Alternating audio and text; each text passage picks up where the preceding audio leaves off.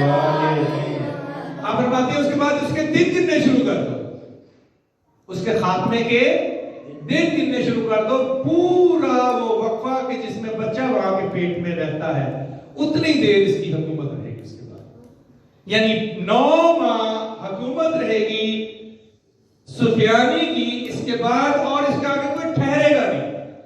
یہاں سے جو جانے والا یمانی ہے وہ اپنوں اس چیز کو جانتا ہے کہ یہ فلسطین کے علاقے میں جنگ شروع ہو گئی ہے اور اٹھ گیا ہے یہ سفیانی، تو یہ جس نے جہاں پر اس نے جانا ہے اس جگہ کا نام ہے کوفہ۔ کیا نام ہے؟ کوفہ کا پتہ نا آپ کو؟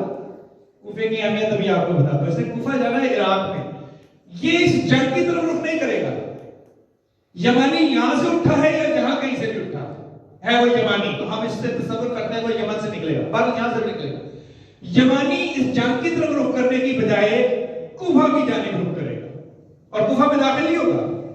عراقیوں سے جیسے کہ آج کل کا نظام حکومت ہے، ہر ایک کا ایک اپنا اپنا ملک ہے، وہ دوسرے کو برداشت نہیں کرتا اس کے آنے میں، تو عراقیوں سے یہ مدد مانگے گا کہ میں عراق میں داخل ہونا چاہتا ہوں کوفے کی حفاظت کے لیے، تو شاید اس کو مدد ملے یا نہ ملے، لیکن یہ کوفے کے گرد و نواح میں تو پھر یہ بھی ممکن ہے کہ یہ جو عرب اس پر تتر بتر ہو رہا ہوگا، اور عرب میں کوئی گورنمنٹ نہیں ہوگی مضبوط، عرب قبیلوں میں بڑھ چکا ہوگا۔ عرب کی حکومت جیسے کہ آج کل ہمارے سعودی عرب میں خاص حکومت ہے آل سعود کی، یہ آل سعود کی حکومت نہیں ہوگی، ٹکڑوں میں بٹا ہوا ہوگا عرب، قبائل کی حکومت ہوگی، نہ جانے قبائل کی ہوگی یا ساتھ والے ملکوں میں سے کسی ایک ملک کا کوئی حصہ ہوگا، لیکن وہاں افراتفری ہوگی، عرب کسی کھاتے میں ہی نہیں ہوگی، ان کی حکومت کا نام و نشان نہیں ہوگا، تتر بتر ہو چکی ہوگی ان کی حکومت، تو یہ یہیں سے گزرتا ہوا جائے گا، مکہ نہیں رکے گا، مدینہ نہیں رکے گا، کوفے کی جانب چلا جائے گا اور کوفے کے قریب کہیں اپنی چھاؤنی بنا لے گا، کچھ علاقے قبضے میں کر لے گا، اس نقطہ نظر کے تحت کہ اس نے یہیں آنا ہے۔ اچھا جب یہ ساری کاروائی ہو رہی ہوگی نا، یہ یہاں پر کوفے کے قریب پہنچ گیا ہوگا، تو پھر وہ اعلان ہوگا 10 محرم کا، جس میں امام زمانہ کا میں نے آپ کو عرض کیا تھا سعادت آپ کی پہنچانے کے لیے کہ خانہ کعبہ کی دیوار کے ساتھ ٹیک لگا کر امام اعلان کریں گے، جو 313 لوگوں کے گرد اکٹھے ہو جائیں گے، یعنی امام کا جو ظہور ہے ظاہری طور پر تو اس وقت ہوگا کہ جب یہ جنگ ان پر اس کی حکومت مسلط ہو رہی ہوگی، تقریباً ہو چکی ہوگی، یمانی یہاں سے نکل چکا ہوگا، اور جب امام کا ظہور ہونے کی پہلی علامت ظاہر ہوگی رمضان کے مہینے میں، تو یہ جو ایران کا بارڈر ہے عراق کے ساتھ، اس بارڈر پر جو اس بحرہ ہند کے درمیان یہ نالی سی جو ہے، اسے بحرہ خلیج فارس بھی کہا جاتا ہے، یہ بحرہ ہند ہے، یہ خلیج فارس ہے، اس کے جو سینٹر میں یہ جگہ ہے دونوں ممالک کے بارڈر پر، سید خراسانی اپنی فوجوں کو تیار کر کے عراق کے اندر داخل کرتے ہیں۔ عراق کی حکومت بھی اس وقت مضبوط حکومت نہیں ہوگی، وہ بھی اسی طرح کبھی آ رہی ہے کبھی جا رہی ہے، اور اپنے دفاع کرنے کے لیے اپنے پورے ملک کا دفاع نہیں کر پا رہی ہوگی موجودہ عراق، جیسے کہ عراق کا موجودہ نقشہ ہے۔ آپ بول تو نہیں ہو رہے؟ بر محمد آل محمد صلی اللہ علیہ وسلم۔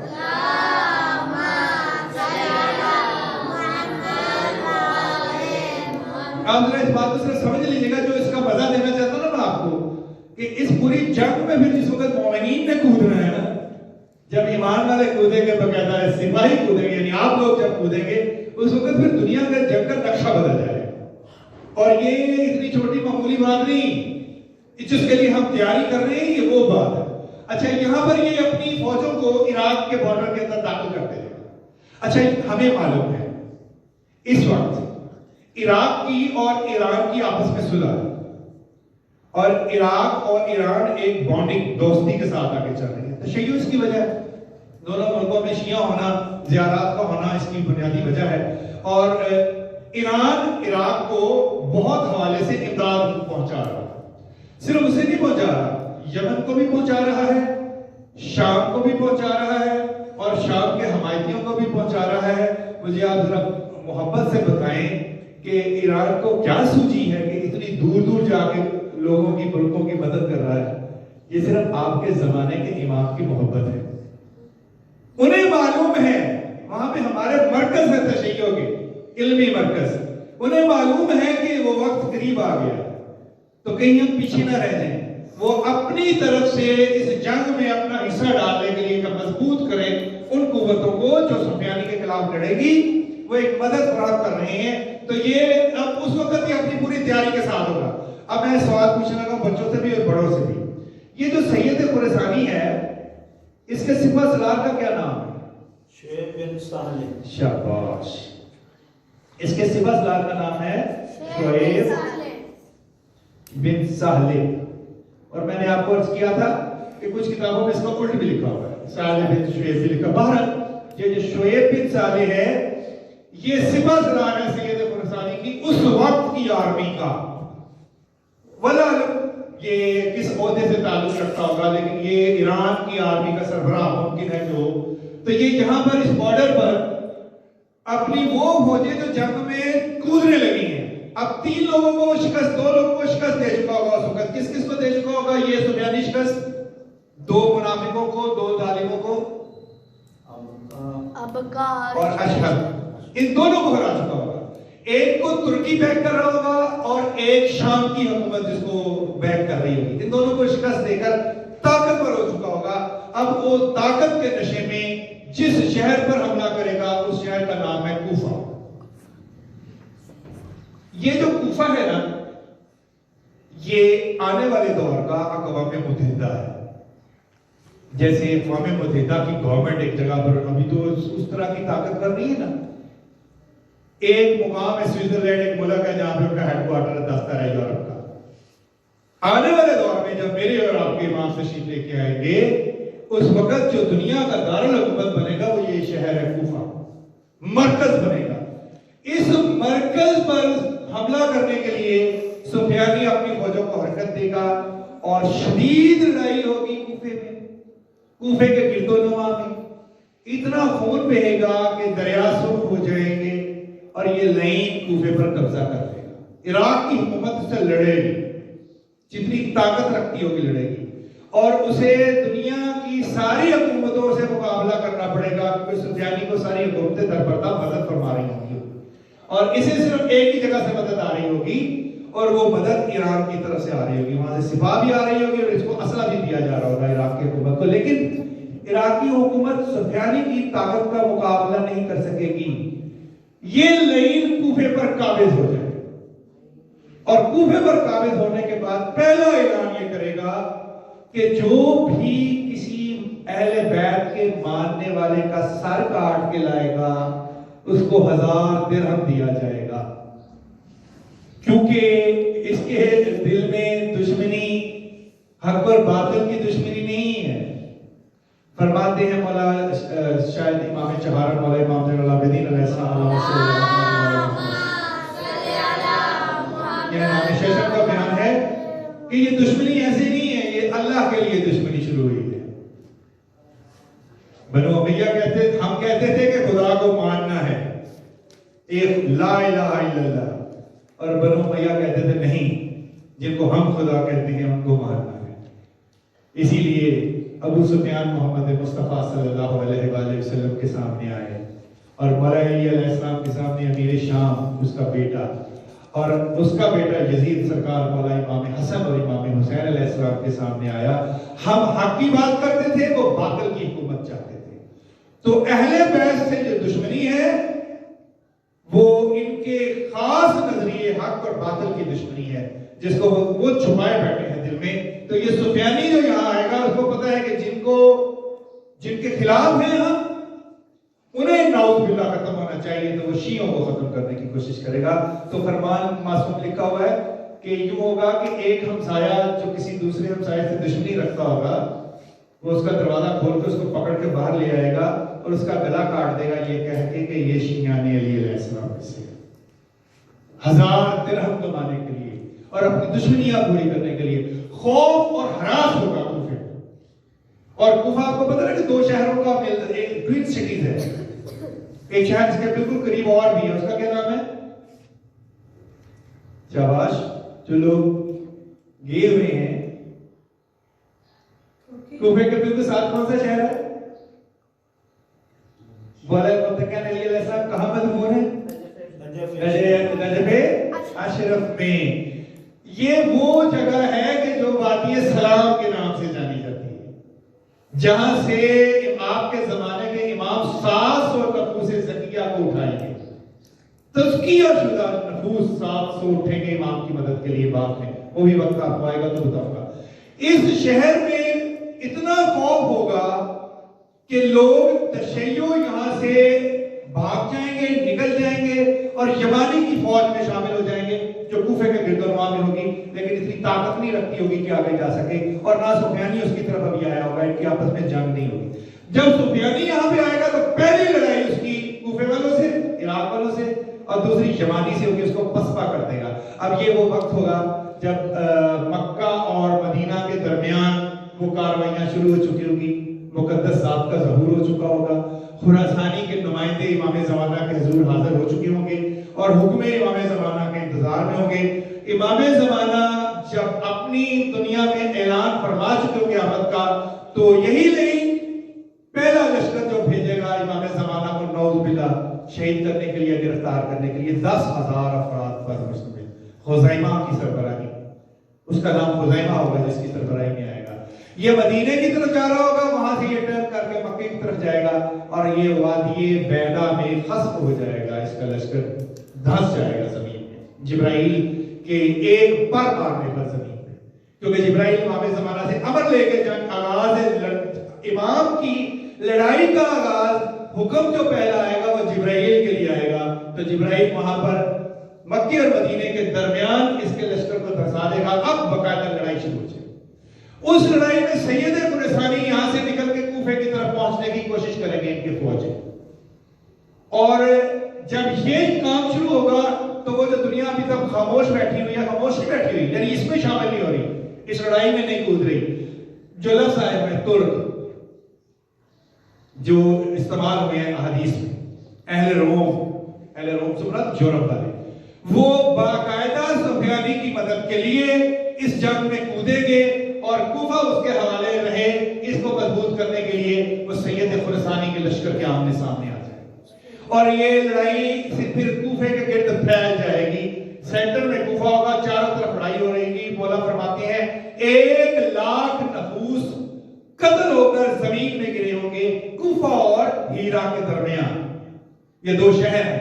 1,00,000 नफूस एक ही दिन में गिर जाएंगे, कत्ल होकर जमीन पे गिरे होंगे। इतनी शदीद लड़ाई होगी और ये लड़ाई जो होगी इसमें सुफियानी कामयाब नजर आ रहा होगा जाहिर तौर पर, लेकिन जब इमाम का लश्कर यहां से वो 313 अफराद का मदीने से निकलकर कूफे की तरफ अपनी कदम बढ़ाएगा अमरे खुदावंद ज़ुलजलाल से, तो जो ताकत हासिल की होगी सुफियानी ने वो छटती चली जाएगी और ये 313 अफराद जब मैदान जंग में इमाम ज़माना के साथ कूदेंगे। अब 313 नहीं रह गए, अब 10,000 का पहला लश्कर है जो मक्के से चला है उन 313 के साथ। ये 313 और टोटल मिला के 10,000 अफराद जब इस जंग में कूदेंगे तो उसका नतीजा बदलना शुरू हो जाएगा। अब उसकी गवर्नमेंट जो 5 शहरों में मुल्कों में बन गई है ये टूटना शुरू होगी।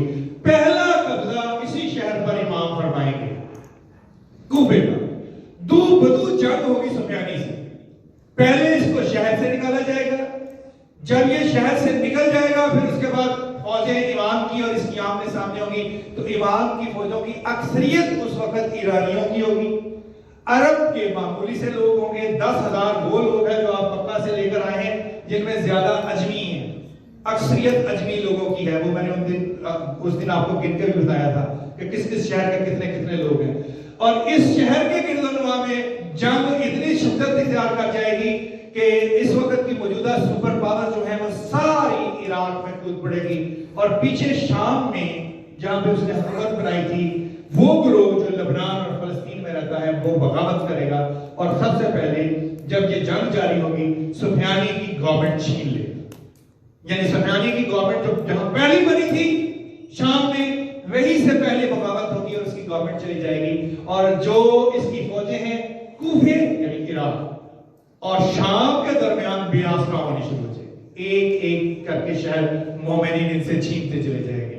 और अल्हम्दुलिल्लाह जो जिसका लफ्ज़ भी कुरान में इस्तेमाल हुआ है, हमारे मोमिनीन ने जमात का नाम भी वही रखा है कि जो इस इलाके में पहली गवर्नमेंट वापस छीनेगी, जो हमें नजर भी आ रहा है वो वही फौज लगती है जिसने जनाब ज़ैनब सलामुल्लाह अलैहा के रोजे की हिफाजत फरमाई है, हिज़्बुल्लाह लबनान के तशय्युर।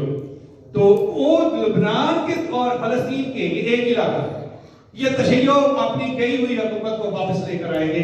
تو ایک اس طرح دیکھا جائے تو دو شہروں میں پہلا اقتدار امام زمانہ کی حکومت کا ہوگا, ایک کوفہ اور دوسرا شام. تو کوفہ اور شام یہ دو جگہ ہیں کہ جو آپ کے زمانے کے امام کے اقتدار کا آغاز کرے گی. پر محمد والے محمد صلی اللہ